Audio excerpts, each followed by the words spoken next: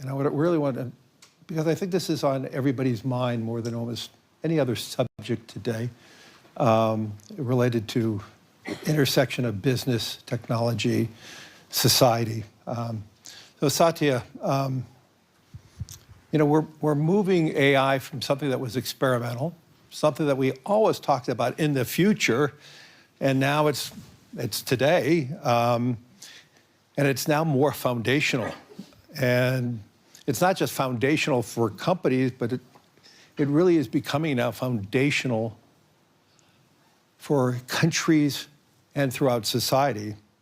And I think, you have an advantage over so many other people, being at the forefront of this technology transition.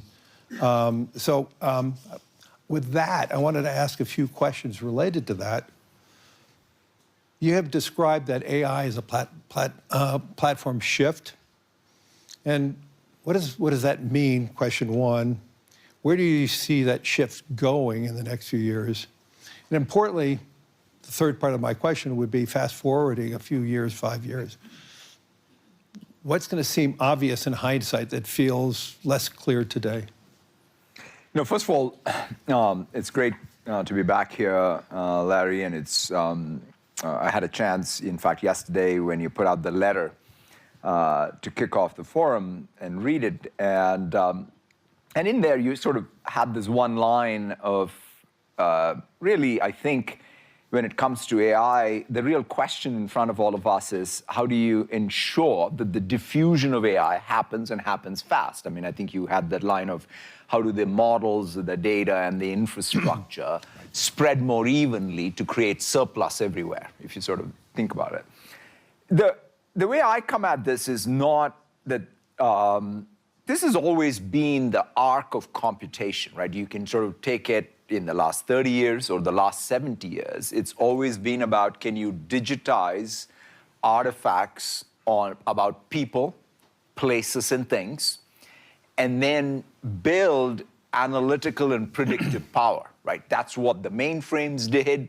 That's what the mini computer did. That's what the client server era did. That's what the web era did, the mobile cloud era did. So it depends, irrespective of which paradigm or platform, it has been one continuous arc of saying, let's make better sense of this world by reasoning about it in digital form, because in some sense, once you have these artifacts in digital form, you can use a more malleable resource like software, right, which doesn't have the same type of, I'll call it marginal cost economics associated with it, that allows us to then build more insight and more capability.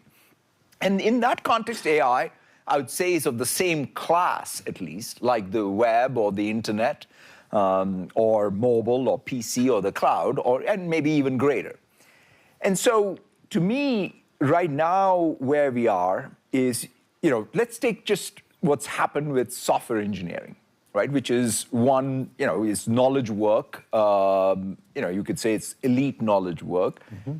It started off, in fact, my own belief in this generation of AI and its capability really got built up when I first saw GitHub Copilot do code completions, right? So for the longest time, we had the dream that if you're a software developer, can you predict the next sort of word or the next line of code?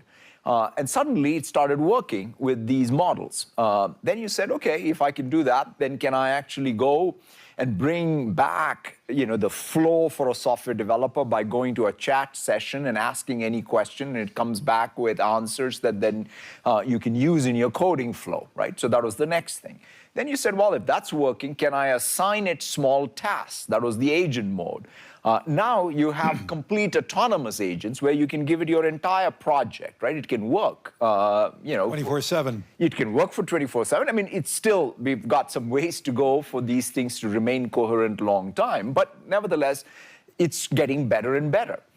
And interestingly enough, you look at it, the software developer still is got a lot of agency in it, right? So that's why I kind of still think that, going and thinking of these as somehow living outside of the realm of human agency is probably not the right way to think about it.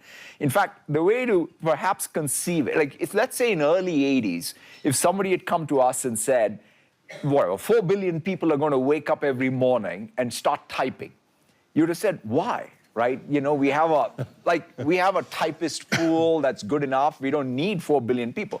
But that's what happened. Like we invented this entire class of thing called knowledge work, where people started really using computers to go amplify what we were trying to achieve using software. I think in the context of AI, that same thing is going to happen. It's not like, what is hardcore coding is going to remain hardcore coding forever. It's just that the levels of abstraction are going to change.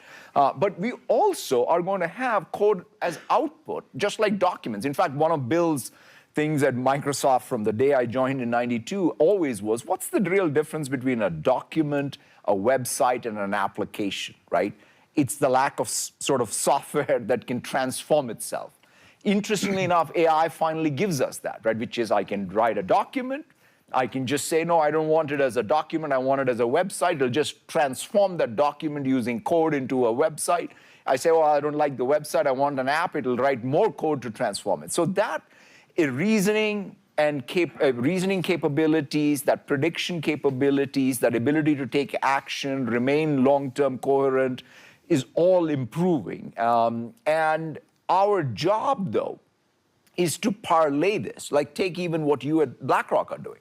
Right? When you're taking something like, say, Copilot plus Aladdin and bringing those things together to improve the productivity in the firm for the decisions you want to make, right, with your data. I could just tell you at our firm, things that would take 12 hours to compute now takes minutes.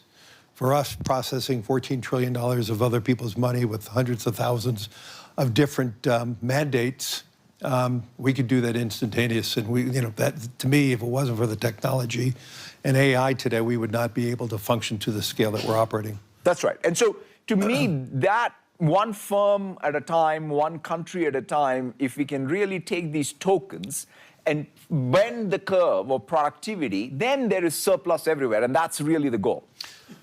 Well, surplus could be scary too. Does surplus mean fewer workers? What do we mean by surplus? And so, I'm going to tie that into my second question about AI diffusion. Yeah. To me, the whole realization of AI for any society and also for a more balanced world is making sure that it's diffused and accessible and available across the world.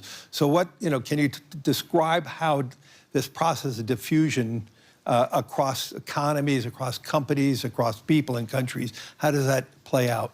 Yeah, I think that this is the real question, right? Because one of the things right now, the zeitgeist is a little bit about the admiration for AI in its abstract form or as technology.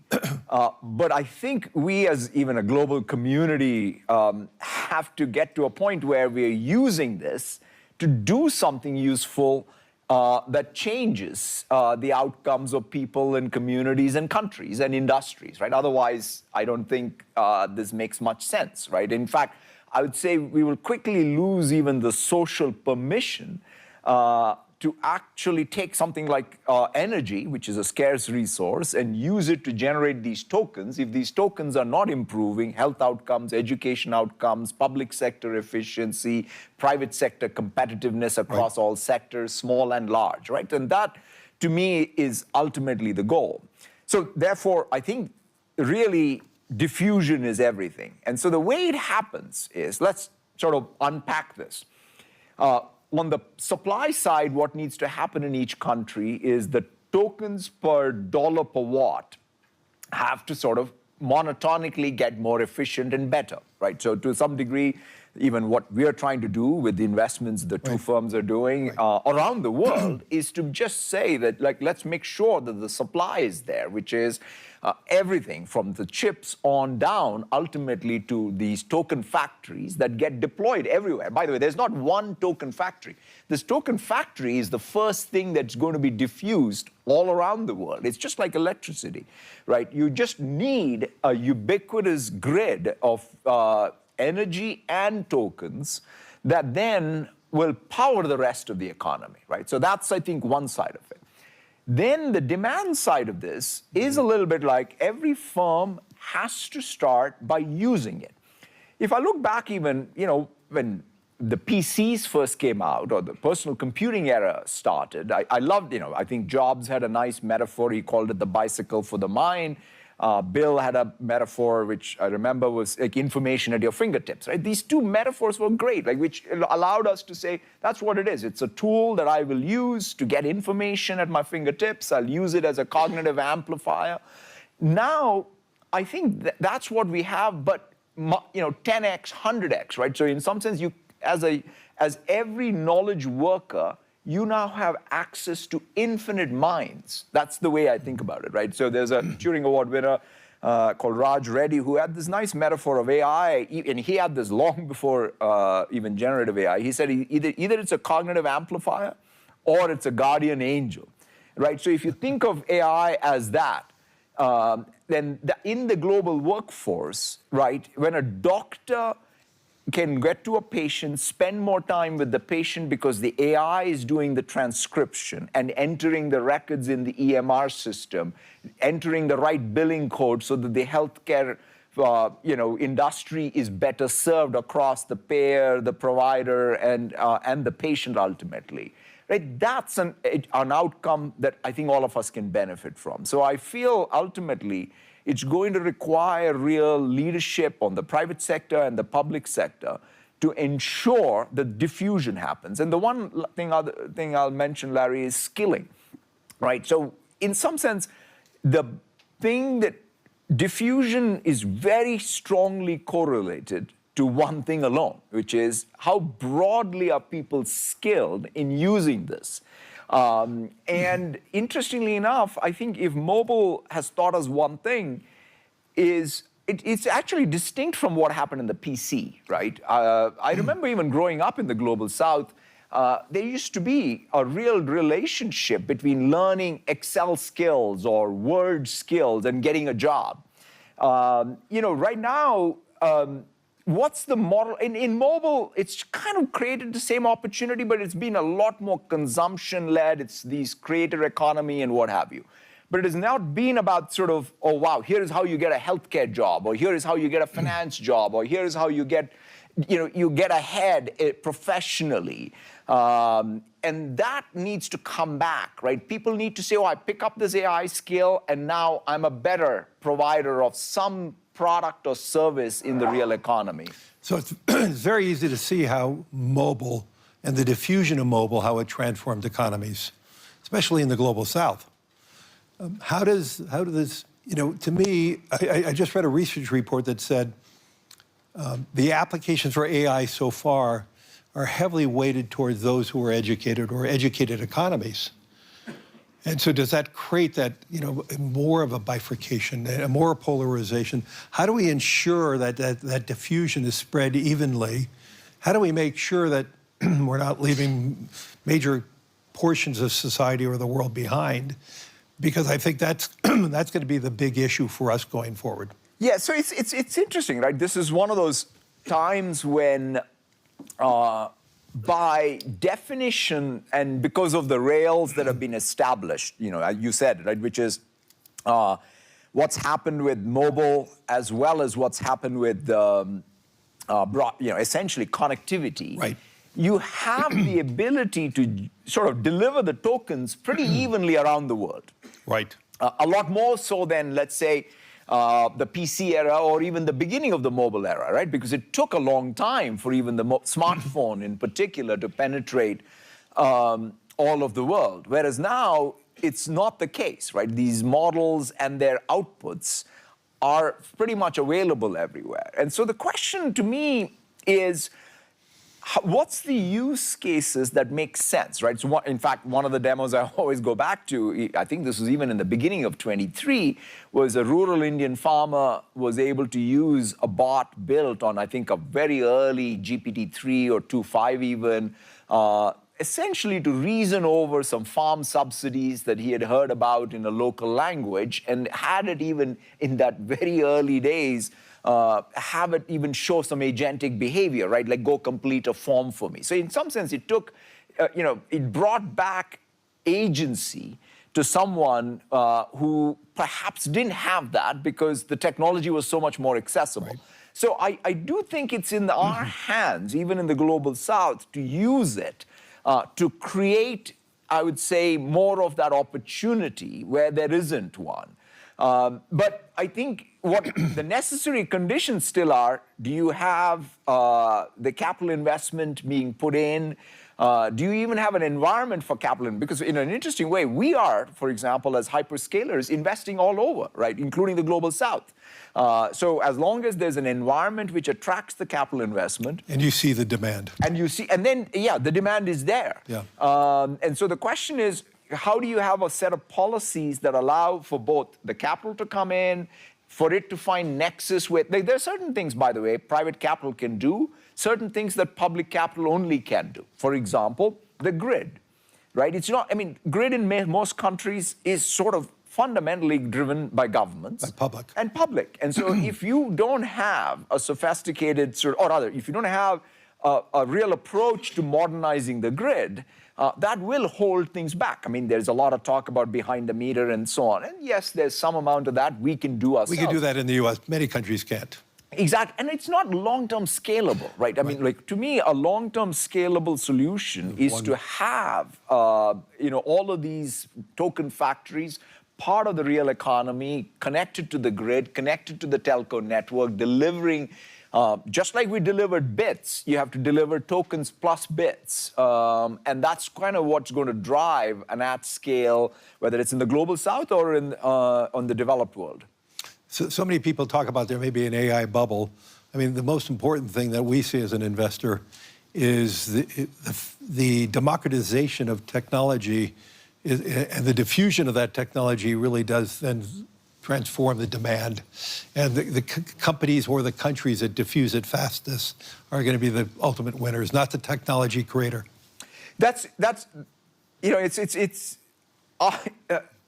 this not to be a bubble, yep, by definition, it requires that the benefits of this are much more evenly spread. I think a telltale sign of if it's a bubble would be if all we're talking about are the tech firms, right? If all we talk about is what's happening to the technology side, then that's it's just purely supply side. Right. Ultimately, if we are not talking about, wow, here is a drug that was sort of brought into the market that's super successful because it was AI accelerated the clinical trial. It's not even the magical molecule, right? It's kind of even the rest of what is needed in order to make something much more relevant, right? And so the more we have. And by the way, it's happening, right? So I'm not sort of saying that. That's why I'm much more confident that this is a technology that will, in fact, build on the rails of cloud and mobile, diffuse faster, yep, and bend the productivity curve and bring local surplus and economic growth all around the world, not just economic growth driven by capital expenses, right? Because it's a narrow point in time calculation. It's right now, that's what we're seeing more. That's what we're seeing, in the developed world in particular. But remember, my capital, like that, the one thing that is definitely we're spending a lot of it in the United States, but 50% of it is also all over the world. Right.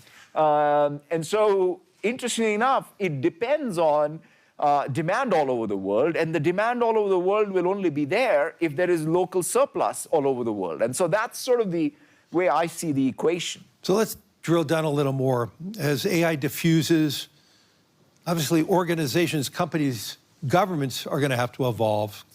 Now getting to the demand side. So how do you think the structure of organizations is changing in an AI world, across roles, across teams, management. I'm sure Microsoft has evolved itself. So it'd probably be good to tell the audience, how do you see this diffusion occur and the utilization at the corporate level or at a government level, which ultimately then creates that demand, which eliminates any fears it bubbles? Yeah, no, I think it's probably one of the big challenges with all of these new technologies is when work artifact and workflow changes. That means we, as firms, have to change how we work. In fact, I remember meeting the CEO of Generali, a few years back, and he was describing, he had joined the firm, pre-PC era, and he was describing how, for example, they worked with their agents in the field with faxes, interoffice memos, and suddenly the PC showed up, and people would then put a spreadsheet in an email and send it around, and the entire workflow and the work process changed.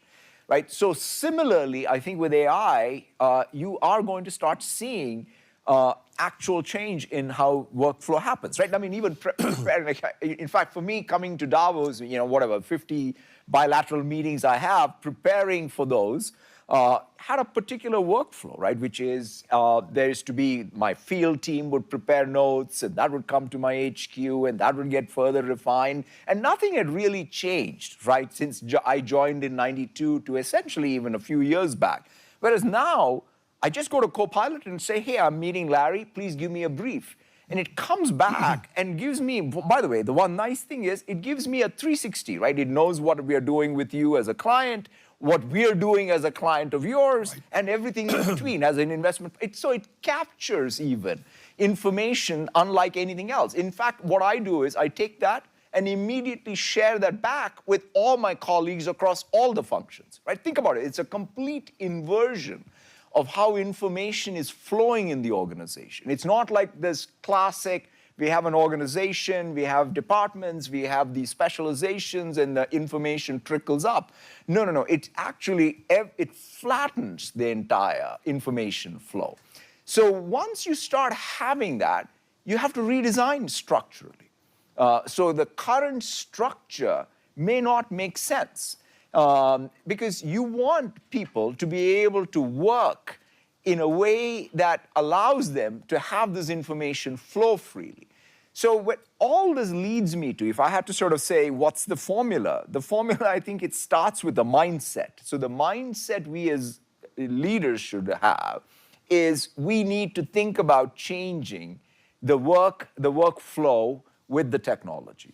Then that needs skill set. So you can't sort of talk about this in the abstract. You got to use it. Like, so if I'm not using the tool, you have to trust it. You have to trust it. You have to use it. You have to learn even how to put the guardrails to trust it, right? So you can't just be afraid of it. It's going to be diffused. So the question is, as a firm, you have to use it to learn how to even put the guardrails that allow you to be able to trust it. So skills, so mindset, skills. The other big consideration really is, how do you make sure you have the data set that you're feeding? Like context. Like, it's kind of like you have a new intelligence layer, but the intelligence layer is only as good as the context you give it.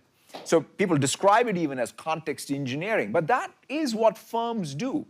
Right? If you think about what do firms do, it's all about the tacit knowledge we have by working as people in various departments and moving paper and information. So the question is, how do you really have this? AI also have that context. So these are sort of some of the new things that have to percolate throughout an organization to take advantage. In fact, that's why I think you're going to see that challenge of, why am I not seeing immediate results in productivity? Because you have to do the hard work. In fact, that's why it's not going to be there are going to be firm-wide differences. There could be sector-wide differences, but it's going to fundamentally be because of the leadership will in an organization. Do you see the applications being used across large companies and medium and small companies, or is it still the domain of mostly the large companies at this moment? I think that what you're seeing is it's easier because if you have a green sort of, if you start fresh, it's easier to adopt these tools, and you construct your organization knowing that these tools exist. So is it a barbell then? It is a barbell. So small companies that are just starting use that platform. 100%. And I think, in fact, I would say even for large organizations, there's a fundamental challenge, right? Because unless and until your rate of change keeps up with, right. With what is possible, you're going to get schooled by someone small being able to achieve scale because of these tools. So, but I think large organizations have an inherent strength. You have the relationships, you have the data, you have know-how. But the bottom line is, if you don't translate that with a new production function, then you really will be stuck. And so therefore, the change management challenge for large organizations is going to be bigger. The structural challenge for small organizations of how to overcome scale issues is going to be harder. So it's sort of the two sides. In an interesting way, it's going to be a very competitively intense world where neither side, like whether you're a new entrant or an incumbent, can't take it as like, I can just coast. What about country to country? Are you seeing big differences in how the applications are being used? Is AI still the domain of developed countries, or is it becoming rapidly a domain of all countries? I'm seeing, there are two things I would say, Larry. As I travel around the world, the quality of whether it's the know-how, the software developers, the startups, or even large organizations, it's not that different. It's fascinating. You can show up in Jakarta, you can show up in Istanbul, you can show up in Mexico City. It's not that different than showing up even in, say, Seattle or San Francisco, right? It's not, for the first time, just because access to what's happening is there. That said, at scale, the commitment to using this, the risk capital being there, the large companies pushing it hard. I mean, again, the US, is, in fact, if I compare it, take financial sector.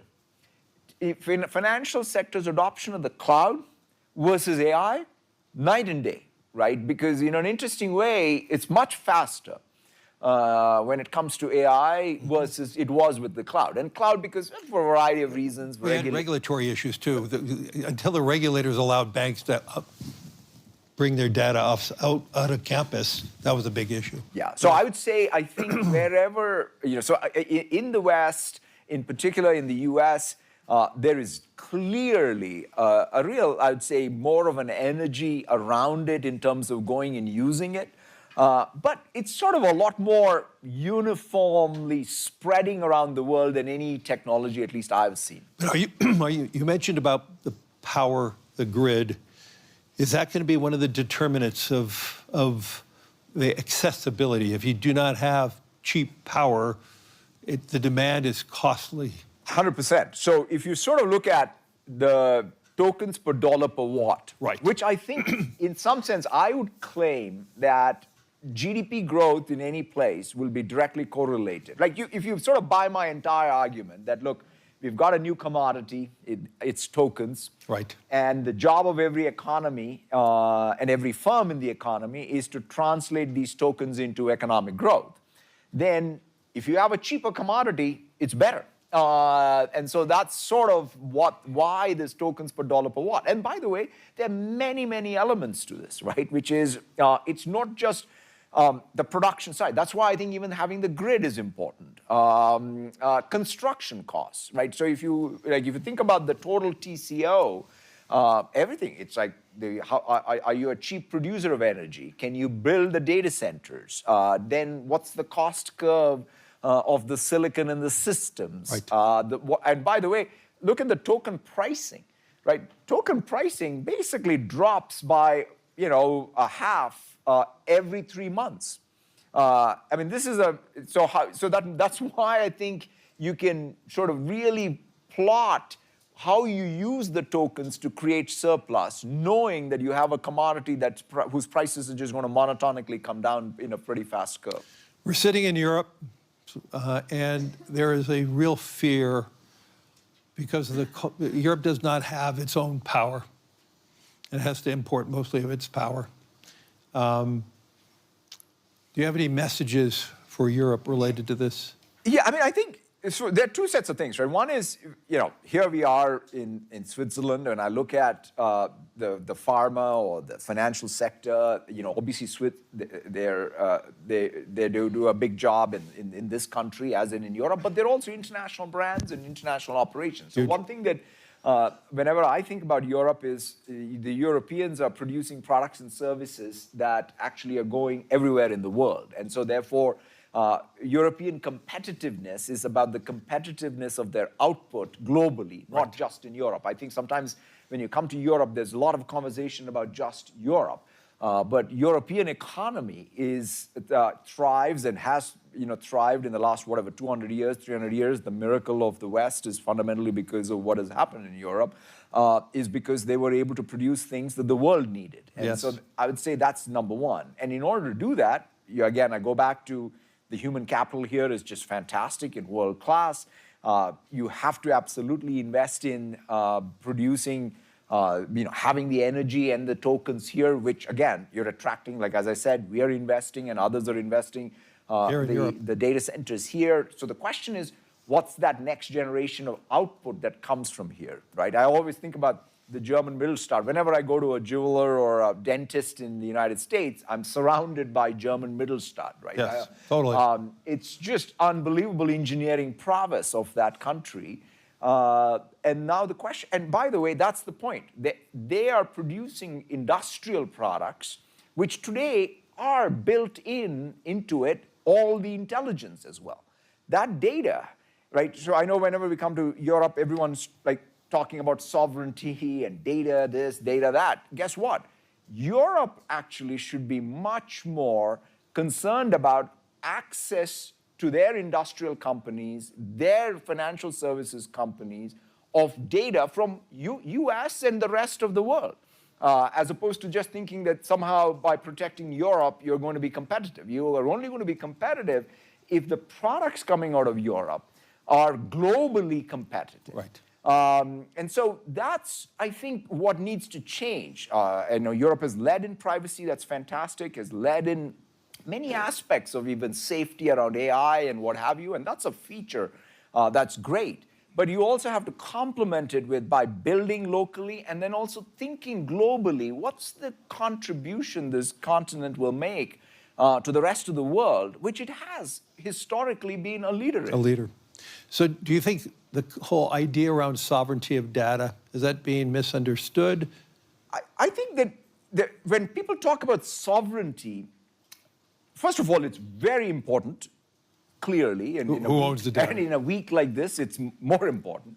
But that said, you have to kind of think about what does sovereignty mean? Like, for example, in the AI era, the topic that's least talked about, but I feel will be most talked about in this calendar year, will be the sovereignty of a firm. Just imagine, if your firm, you're not able to embed the tacit knowledge of the firm in a set of weights in a model that you control, by definition, you have no sovereignty. That means you're leaking enterprise value to some model company somewhere. In fact, it's sort of fascinating that nobody's talking about that, right? It's like everybody's talking about everything else that is sort of, outside of that. Whereas the most important thing is, it really doesn't matter if in fact, the data center, where it runs, is the least important thing, quite honestly. But like even there, first of all, the data centers are all over just because speed of light is a real constraint. And so therefore, the data centers will be spread. Yes. You will have digital, you'll be able to encrypt everything, you'll be able to have the keys with you. All of these are much more technically solved problems. But the one problem that will only be solved is by you having much more sovereignty over the tacit knowledge and control over the models, and it's not a one-way enterprise value transfer. And so to me, I think sovereignty requires real thought on what is it. Control of destiny means that your ability to produce something that is unique is preserved, David Ricardo was not wrong. There's comparative advantage in countries. There is comparative advantage in firms. That needs to be preserved even in the AI era. That's what will give you real sovereignty. One last question. I know we're running out of time. In 5 years or 10 years, is there going to be one dominant model that we're all going to be using, and how is Microsoft preparing for this? Are we going to be using one model for enterprise, one model for other traits? Even in the last 3 years, 4 years that we've been at it, the reality at this point is it's a multi-model world, right? I mean, in fact, if you think about it,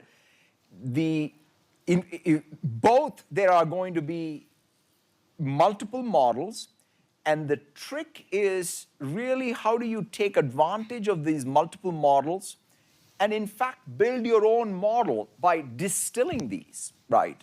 So think of these models that you orchestrate to build your own model, and more importantly, you do what is described as orchestration or harness engineering. So the IP of any application or any firm is, how do you use all these models with context engineering or your data? Yes. Right, so it's that three parts. So can I bring in all the models, by the way, which is closed source, open source, build my own model, orchestrate them, and feed it my data to change the trajectory of some outcome that I care about? That's it. That's the entire picture. So you can do it in, like, I produce a particular product or service. First, I got to do better job in sales, or better job in R&D, or better job in finance, or what have you. And you take that outcome, and then you say, can I use all the models, orchestrate them, and feed it my context? And then as a result of it, the reasoning traces are really leading to some capability and models that I control as my IP. As long as firms can answer that question, they're going to be getting ahead. Ladies and gentlemen, let's thank Satya, my friend. Thank you.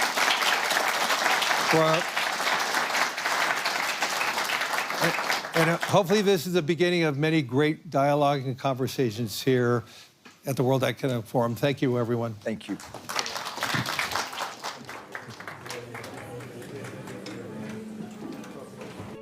If you like this video, then like, share and subscribe to ET Now.